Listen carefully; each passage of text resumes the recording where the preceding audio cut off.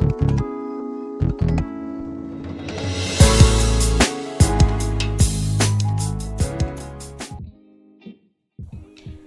know, in 2019, global sales in the gourmet cheese industry hit the $118 billion mark. I said billion with a B. Now that's a lot of cheddar, right? So cutting out her slice in that market is an incredible woman that we are going to get a lot closer to today. As a matter of fact, her story is going to be Gouda. You knew I was going to do that, don't pretend. We are going to meet Andrea Power of Hatchman's Premium Cheeses. How are you, Andrea? I am great. How are you? Fantastic, and welcome to the Pivot series. Thank you very much. Cheese, though. Yeah? It's a big deal. It is. It's a very big deal, and you have gone straight to the premium cheeses market, and that's a story we want to get to. But first, we want to know more about who Andrea is. How did the Andrea story start? So the Andrea story started at Lower State Plantation, where I grew up. So I was born in Canada, and I came to Barbados when I was 5 years old. And I initially lived at Lower State Plantation, where my father's family had a dairy, full dairy, cows.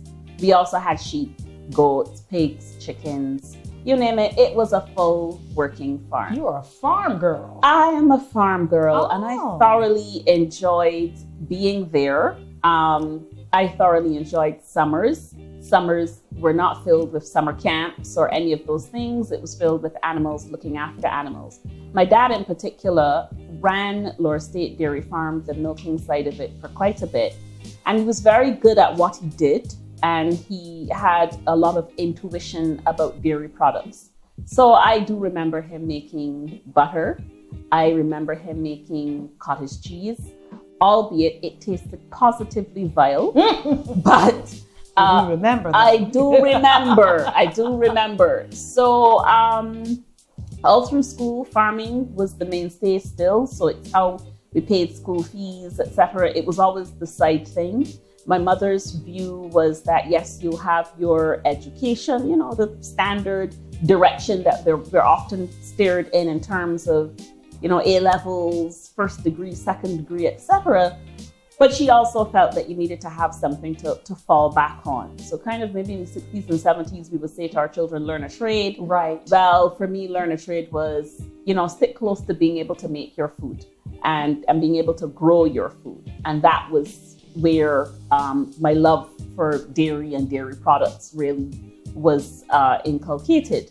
And later on, both parents, because of how well-traveled they are, how well-traveled we are, we really like to try things. If you are going to kill me, food poisoning is probably the way to go, because I'm going to You're gonna try it anyway. Everything. So when it came to cheese, it did not matter how stinky it smelled. It did not matter how off-putting it looked. I want to try it. And so try it I did. I ended up just developing a love for cheese.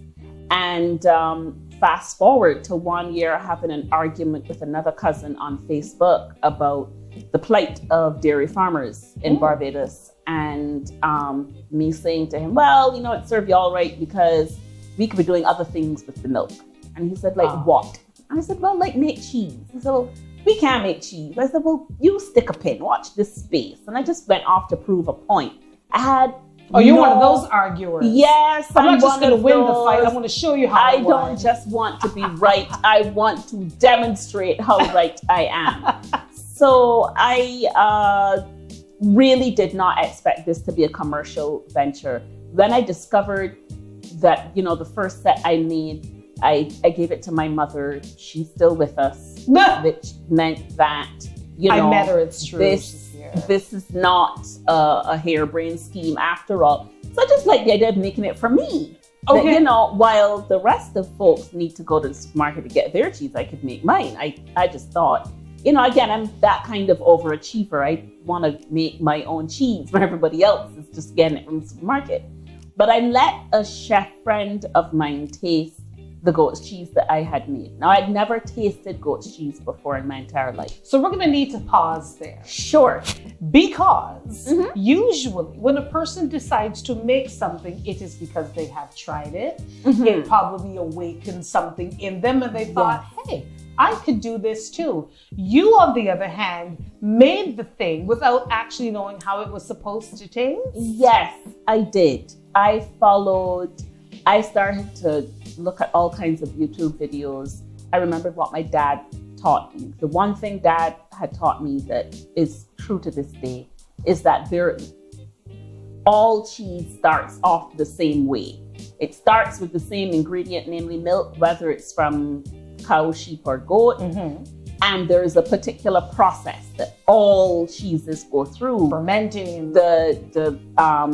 What do you call it now? There's a sophisticated term.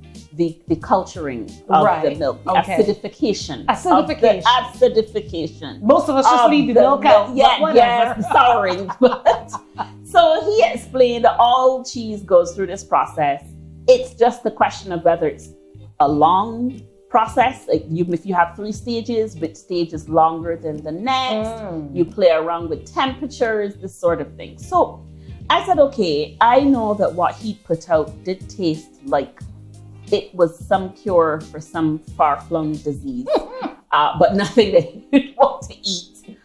But I understood that, his heart was in the right place. Right. And I also understood that the drastic difference was he's doing this in sort of 30-degree heat, whereas where it's being made originally, it's 15, 16 degrees. And, now that I've done a little bit of biology and chemistry, I now come to understand what heat can do. And, so I kind of applied just slightly more modern nuances in terms of understanding the environments and what we needed to equalize, more or less.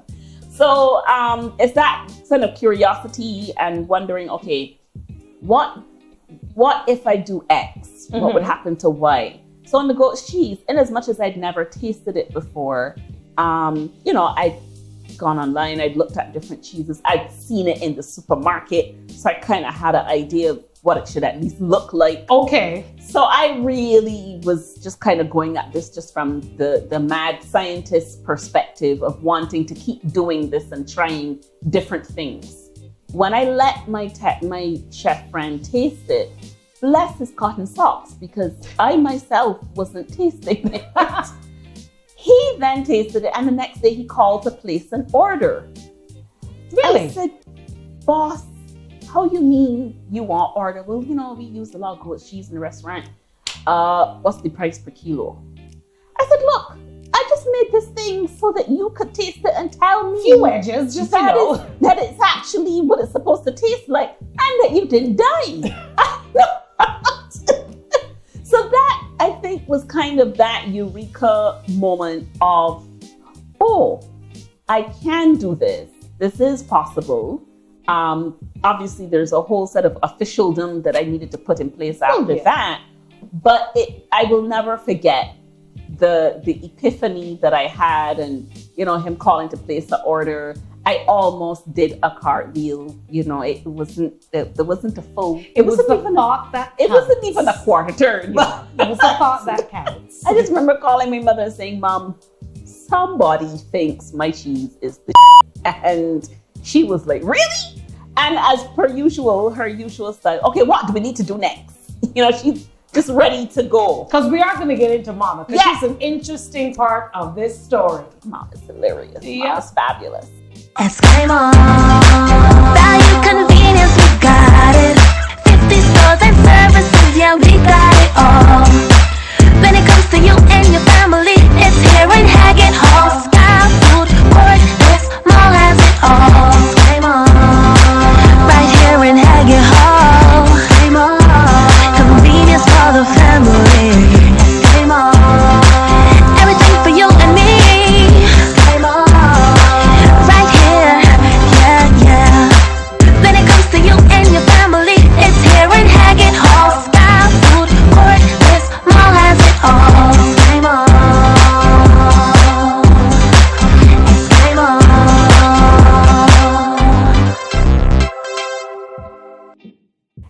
Andrea, let us pause to take a moment to talk about the powerhouse, literally and figuratively, that is your mother. Mm-hmm. I met your mother. This woman is unreal, and I love her. But growing up with her must have been something completely surreal. And you spoke fondly about the number of hours that you would have spent in the kitchen helping your mom prep food, get food ready, because she used to run a school canteen. Yes. She was literally the single most important woman on campus. Huh? Yes. Did we just say that? Yes. Yeah. To this day, I am well aware that while there are teachers who would have molded students and so on, the lady who is controlling the flow of the food and happily giving it away is really the person who stands out. She's the one. Because you kind of remember hunger and who fixed it. Yes. You know, Mrs. Whoever that helps you with math, bless her soul. Bless her soul. But it was never going to happen with calculus. So. The lady that fed you. So my mother, her name is Joan Grimes, and she started out actually selling out of a tray outside of Ellerslie Secondary School, probably in the mid 80s, mid to late 80s. Rotis and hot dogs were the standard fare. I actually remember, and yes, it was probably around 1987, around 1988, because I started QC in 1987. And when we were supposed to do speech day, you know, you get a holiday for speech day if you're not attending. Right. I would spend those holidays outside of Ellerslie with her, sitting next to her, yelling rotis and hot dogs. My job was to drum up the sales. So towards the latter part of that year, she was able to get the canteen concession. And from there, I mean, my mom is a great cook, but I really did not see her in this role. And mind you, at 12, 13, I don't think any of us are working out what role our parents are doing. Yeah. As long as we have food, life, and limb, we really don't care what they're doing.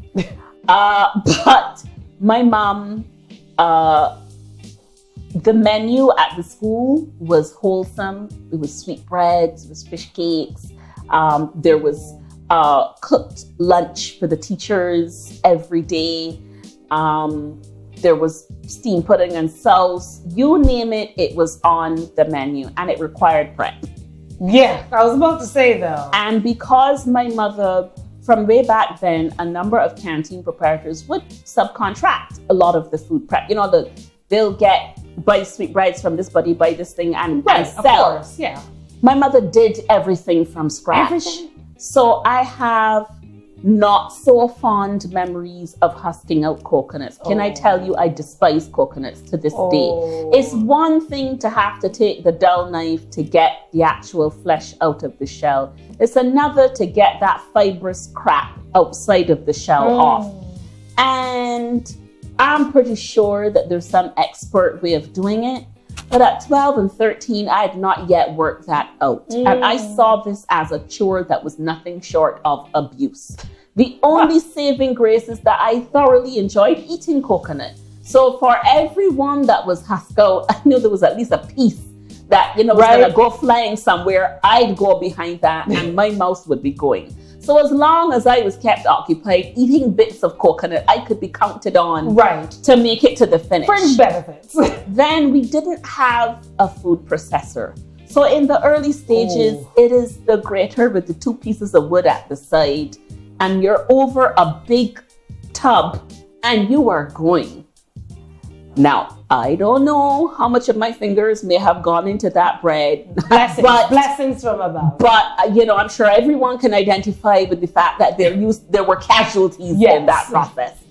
And so there was the sweetbread. And I'm talking about 30 or 40 sweetbreads being sold every day. Wow. So that should give you an idea of just how much sweetbread baking there needed to be. Then there was fish. Fried fish, the fish cutters was a big deal. Yeah. And it was also a staple on her cooked lunch menu. So there was 3-4 trips to the market every week. Bridgetown Market. I'll never forget the vendor, and I will call her name. Her name is Yvette. Her son also went to Ellerslie. So mom would go to the market to see Yvette, an abrasive, irascible woman as only you can be when you're in the market, because this market is a difficult place to be. And she would go to Yvette to get her fish. So this started off then a long sort of relationship between these two women, two hustlers, basically. Right. And Yvette would always call her to say, right, I have your fish. And we are buying 200 and 300 when the fish are cheap and plentiful. We'll buy 200-300 at a time.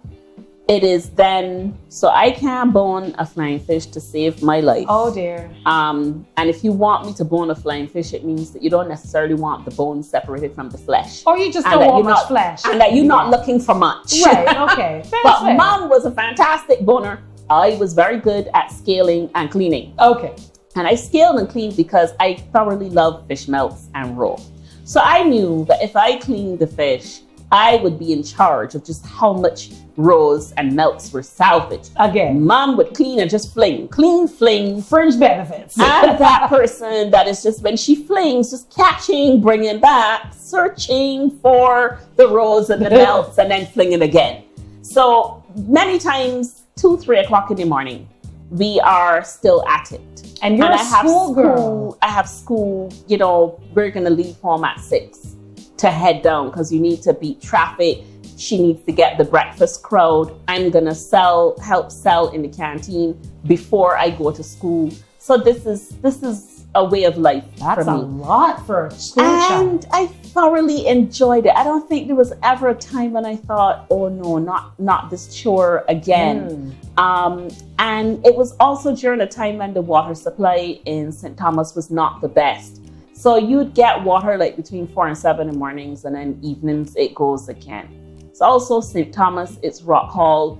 December, if you didn't really have to bathe, you weren't gonna do it. Right. The water was a special kind of cold. Like when it hit your skin, there was a sting with it. You know, I felt like I was gonna get freezer burn from the water. From showering, it's like this is actually a danger to my life. So when I think about all of these kind of like hassles that you go through just to get through the door and go to school, looking back, it seemed like quite a lot. But when I was doing it, it wasn't that big a deal. And it was because my mother had the view that you not only do what you have to do, but, you know, don't complain because there's always somebody worse than you.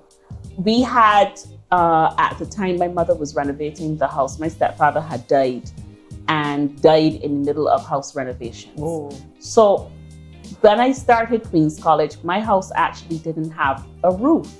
We were, you know, because when you're doing renovations in typical, parts of the house. You're just moving around until this part is finished and whatever. And I still have the scars from my knees of getting up in the middle of the night and going to the bathroom and falling into the foundation. So you kind of learn early o'clock, you know what? Pee before the lights go off because this is a hazard, right? But even that I thought was funny. I was happy to relay the story and I just thought it was a funny thing to happen. And so so I remember us, like, it's the proceeds from the canteen. These are not high prices. This is not highly profitable. Because the school children venture. You know, these are 5-star people clients. don't have a lot of money to spend. So, and on top of that, there's 2-3 months in the summer, a month at Easter and a month at Christmas, where there's no money coming in. So I'm not sure how we managed. I honestly do not know. I will say now that in retrospect, there were times when I've noticed that my mother wasn't eating, but I always had food. I didn't give a thought to the fact that she wasn't eating. So I only discovered here subsequently that, you know, she wasn't eating because there wasn't enough to feed 2 of us. Oh, wow. Okay. But I always ate. Yes. Sundays, so notwithstanding the hard work that we did, Sundays I still remember the 2 o'clock matinee on CBC. And we would hop into bed. The TV was the tiniest of black and white TVs. And we'd hop into bed and watch the matinee, whether it was Humphrey Bogart or whoever else of the day that, you know, from back in the day that she liked. We would watch those. She would also, my stepfather had died and left a Pioneer sound system, radio. Good system. So we had that and the Technics turntable. You were set. We were set. So Technics? she had any number of LPs and 45s from when she was in England. So we would load those up and have an entire oldie goldies vintage reggae session on Sunday afternoons, just the two of us. Or we'd sit in a quiet moment and either do the Sunday crossword together or play I Spy. I particularly loved I Spy. Why did I know that? I don't understand why my son doesn't like I Spy now. But it's kind of like when you hit that moment of quietude, you have no idea what else to do with yourself. You have a child who has more energy than anybody else to burn and who doesn't stop talking. So you have to come up with something to keep them occupied. She came up with I Spy. How about I Spy, Andrea? How about that? And I thoroughly loved it. So this is why I say, she had a way of making what probably was real hardship seem like a real distant thing compared to the fun. And you never noticed. And I never noticed. There were Sundays she would load us into my stepfather's old Carina, and she would drive. She would say, "Let's take the food for a drive." Okay. So she'll make all of the goodies. She was a boss and still is at cakes and stuff like that. They're loaded up. And away we went, driving around. This is not to say that my mother knows roads very well. Doesn't matter. Invariably, taking the food for a ride. Those outings were much longer than had planned because we got lost.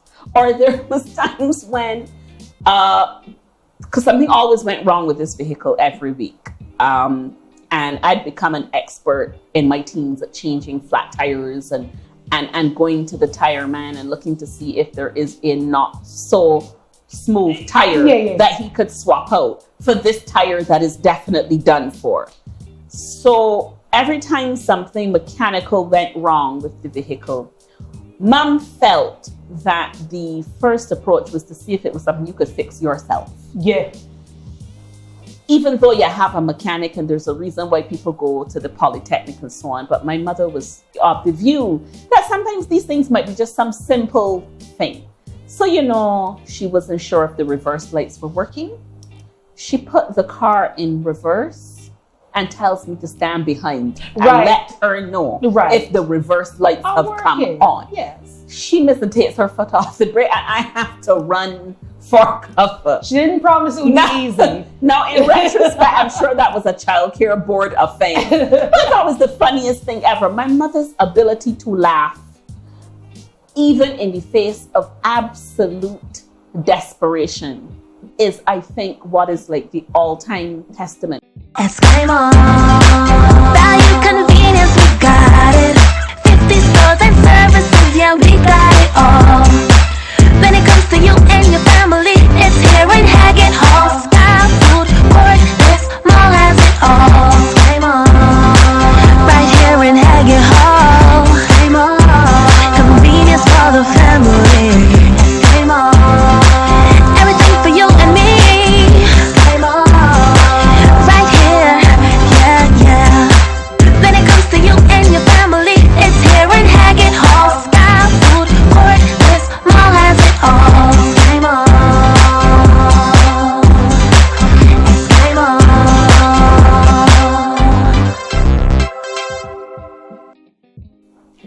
So by the age of 13, 14, by then you had been a full-on farm girl. You have been an entrepreneur. And I'm pretty much thinking that when you're in school, you're not thinking to yourself, Andrea, you should take this canteen on the road. You probably had other plans. Yes. So when we did guidance around 17, 18, sixth form, that's when teachers are having these sessions with you to shape, what it is you want to do and to kind of discuss different careers. And I really didn't know. And I didn't have an answer. So I'd come up with tourism and hospitality. Just the general hodgepodge, melange of things.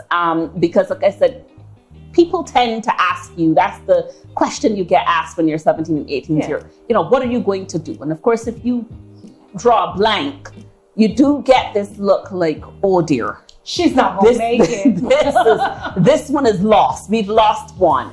Everybody else had doctor, vet, lawyer, and most of my colleagues from school have gone on to do precisely what they those said. things they said. So I didn't have a clue. And I did French, geography, and maths at A-level, which I think cemented the fact that I didn't have a clue. Jacques Cousteau. I see Jacques Cousteau in your future. When you say geography, French, and maths, especially in Barbados, nobody's forming a particular. You tell people maths, chemistry, and physics. Right. Yeah, got you. And there's a whole range of occupations that kind of come to mind. Geography, French, and maths, most people said to me, so you're going to teach? So, 3 subjects? And I really had no, affection for teaching, or, I just didn't know. And then I think I remember saying to somebody, I'll do something that involves talking, because I like to talk. So I, went back to Canada after I finished school. Okay. While there, and I was supposed to I'd have been accepted to Ryerson University to study tourism and hospitality. So I actually did go through the act of applying. But the fact of the matter is that my mother could not afford to send me. Even getting, the fees as a Canadian national, it was still not. It's still a lot. It's still a lot of money. So I then said, I'll work. And up until that point, I'd never really worked outside of my mother's canteen. So I call it the year that I kind of loitered and did some working. I did one course at Centennial College in sociology, and I actually liked it. And I said, I could do sociology. I don't know what a sociologist does. We'll figure it out. But I like it. Yeah. So when I came back to Barbados after my year of loitering, because truth be told, I realized that life in Canada was a lot harder. It's expensive. People and don't get expensive. this. And, I liked the fact that my mother was gonna cook for me on evenings, and that if there was a problem, there was still a close family arrangement. You're living at your parents, and this society still provides quite a lot of nurturing. And we're very familiar. And we're very familiar, and at an early age. So not necessarily now thinking, in your 30s or 40s, but still 18 to 29 in Barbados is still considered young, and that you should still be in the nest. And, in Canada, it's a much harsher environment. And 18 and out. You're nameless and faceless, and whatever floats your boat, don't call us when you get in. Yeah. So I came back to Barbados and applied to university and started out doing a double major in sociology and political science. It seemed to be a very good melange of what I had done before. It also seemed to set me on a path where I'd be able to talk, whether it was for any particular reason or not. I thoroughly enjoyed political science and sociology. I enjoyed and still do enjoy understanding people and understanding how societies work. And because I felt still, even though I'd been in Barbados for all of this time, I felt that because of my upbringing and my different experiences, I still had this ability to be on the outside looking in and to celebrate the things about Barbados that need to be celebrated, but also to look at the things that we could learn from and do better with. And so that set me on that path really of development work. So my second degree then, my master's, was in international economics and trade. I felt that I needed to segue into something that was more applied. At that point, it was still going to be, okay, you're going to end up teaching. I didn't necessarily see myself teaching, but I saw myself not only doing the research, but showing how these subjects can improve, as they like to say in French, la condition humaine, to improve the human condition and improve humanity. And you know what? I didn't think that it was a major departure from my upbringing, because I saw my mother work to help people. Right. I saw my mother, we spent Christmases at children's homes we actually also brought children from children's homes at Christmas.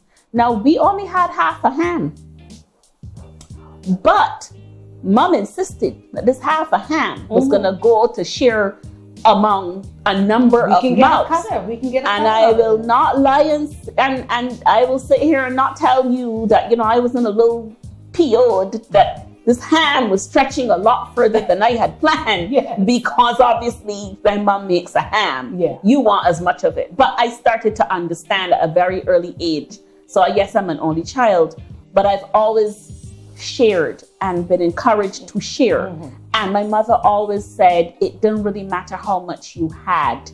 It is how much you had left. And it was the act of giving. And that however little you had, if you shared it, you would get more from somewhere else. You will. So with that, and because I was exposed to just what real disadvantage is in our society and the fact that it comes in different shapes and forms, I really did want to contribute to helping people be better.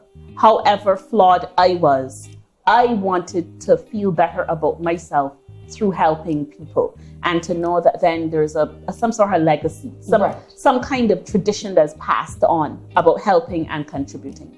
So doing the international economics and trade, yes, just kind of elevated it to a more sophisticated and fancy level and, put me in a position where I could get some money to pay some bills. Right. Because ultimately, you want to help everybody, but you need to put a roof over your head. And again, my mother's example was clawing your way up bit by bit and doubling down to get ahead. Right.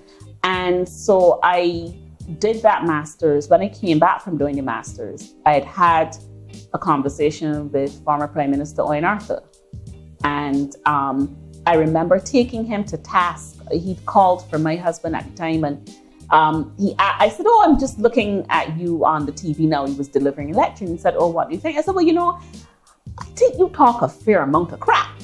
And I proceeded to give him my views on what could have been said in there.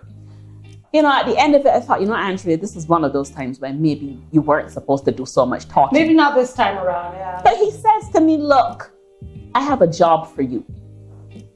I said, you have a job? And that's how I started working in Prime Minister's office as a research officer. I then wrote a speech for him. I will never forget the role of Labour in promoting the CARICOM single market and economy. It was a 30-page document that I had written based on research that I had done using the federal archives and coming back. So impressed with he was the speech. It was the first time that he'd ever read a speech done by a public servant and read it without making any changes. Any edits? Wow, that's a big deal. And then I was promoted to Chief Research Officer, and for 3 years I wrote all of his speeches. By this time, I had embraced the fact that there were two sides of me. Right. That there was this side that, yes, can do the research and talk about economics and economic theory and what we needed to do at a macro level. But there was also a side of me that understood that my shopkeeper needs to live and send her daughter to school. There was a side to me that understood whatever we did on that macro level, these are still individuals, these are people. And this is where it matters. And this is where it matters. And in fact, I will credit Owen Arthur for allowing me to use those two sides, because those were the two sides to him as well. A deep-seated understanding. So you do the macroeconomics, but it's driven by a deep-seated understanding and vision for what you feel needs to happen for your people to do better. Right. Whether your people are related to you through Prime Minister and constituent, or whether it is two neighbors. And so when I started to embrace, fast forward. So I've had all of these jobs in the development world, CARICOM Development Fund, now at the Caribbean Development Bank. When the whole cheese thing, appeared like manna from the sky, I had an option to just simply keep doing it on a little small scale just for myself, just to say, I can do cheese. I do go cheese. There you have it. But the reason I decided to commercialize it having no real experience in this field and still never considering myself an entrepreneur was because I was now working at Caribbean Development Bank, managing a number of programs where I have to advise agri-processors on how they can get into markets and so on. And it suddenly dawned on me, who the hell are you to be telling these people what to do when you've never done it yourself? You're not walking your talk. And there are so many of us in the development world. There are so many of us in government that are in, you know, whether it's a small business support program or whatever, that are run by people who have never done it. So we know it's hard, but we really don't know how hard it is. And I wanted to, I guess there was somebody who told me it's kind of like self-flagellation because I wanted to experience this. But I wanted to experience it. I wanted to try to make it work. I still don't know if what I've embarked on is going to work. Right. But I'm okay with that because then when I say, well, this is what I think we need to do to make it work, is because I've walked that journey and I'm not preaching to agro-processors. And I found that those conversations in the development world tended to be very patriarchal, very self-serving, very patronizing, without understanding that this is our man or a woman's bread, daily bread. Right.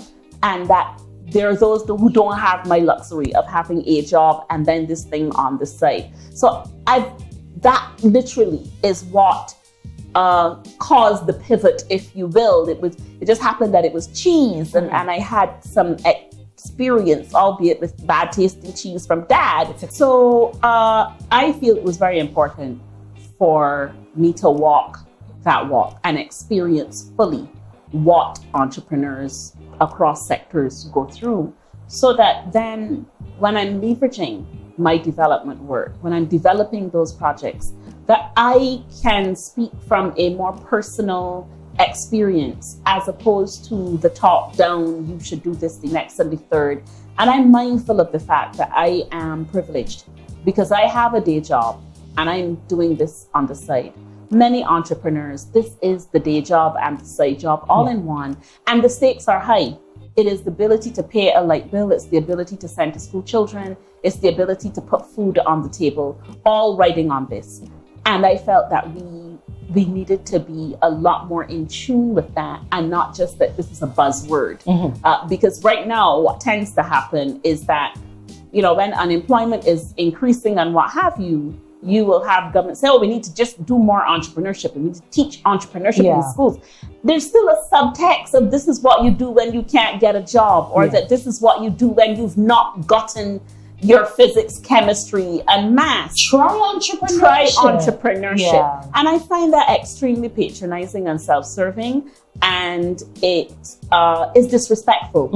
And so I have always wanted, and then perhaps that's why I've never called myself an entrepreneur, because I almost felt like it wasn't authentic. Like I too was bandying about a word, but I also know that by straddling these two streams, I'm in a much better position to help others and to learn from myself. Eskimo, value, convenience, we got it. 50 stores and services, yeah, we got it all. When it comes to you and your family, it's here in Haggett Hall. Style, food, this mall has it all. Eskimo, right here in Haggett Hall. Eskimo, convenience for the family. Eskimo, everything for you and me. Eskimo, right here, yeah. When it comes to you and your family, it's here in Haggett Hall. Style, food, this mall has it all. Eskimo, Eskimo.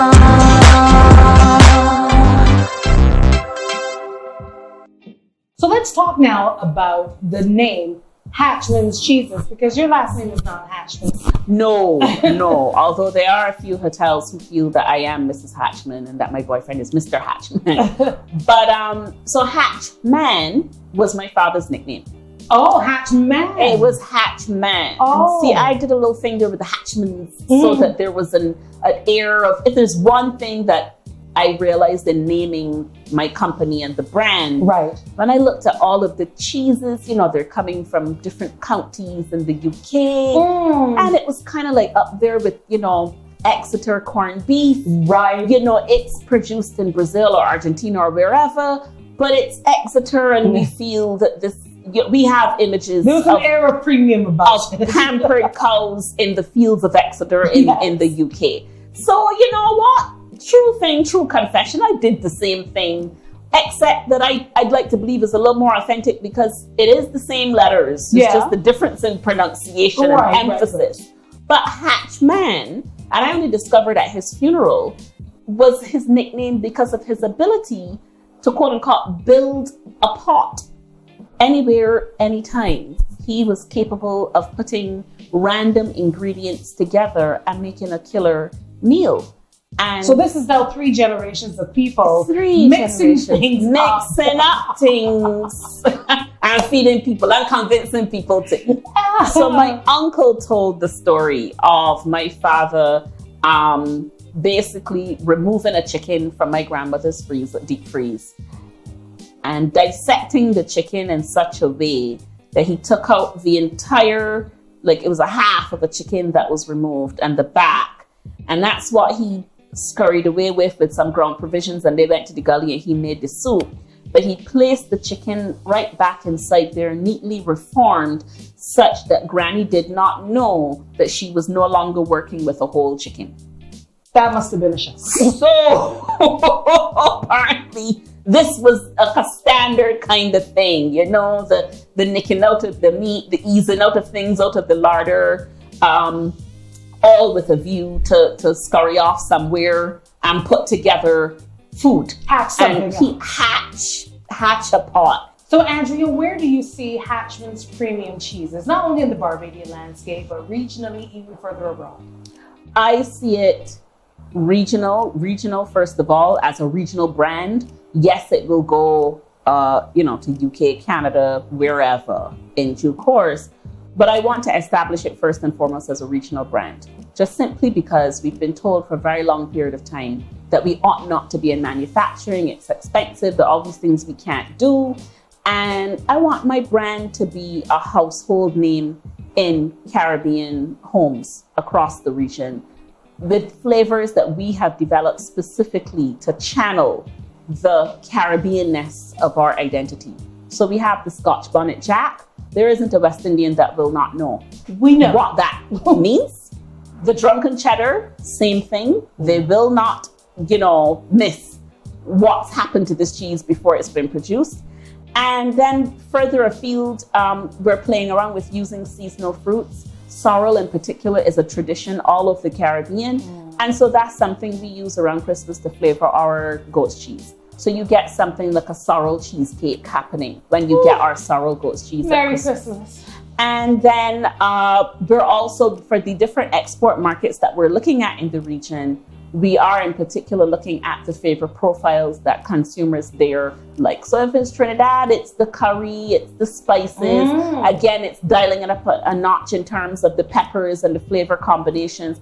So that's why I say I want this to be something that is reflecting the melange of Caribbean society everywhere we go. And should be in every Caribbean home. It should be in every Caribbean home, in the fridge, in the door, in the fridge door, with all of its vibrant flavors, whether it's the cumin, whether it's the anchar, what have you. We plan to try it in cheese. So it's less about, channeling Lyon in France, but more about channeling a Laventille, a Laura State, yes. A Kingston, a Trelawney, you name it. I'm not greedy, but I feel that Barbados could punch a bunch above its weight and get some of that $180 billion.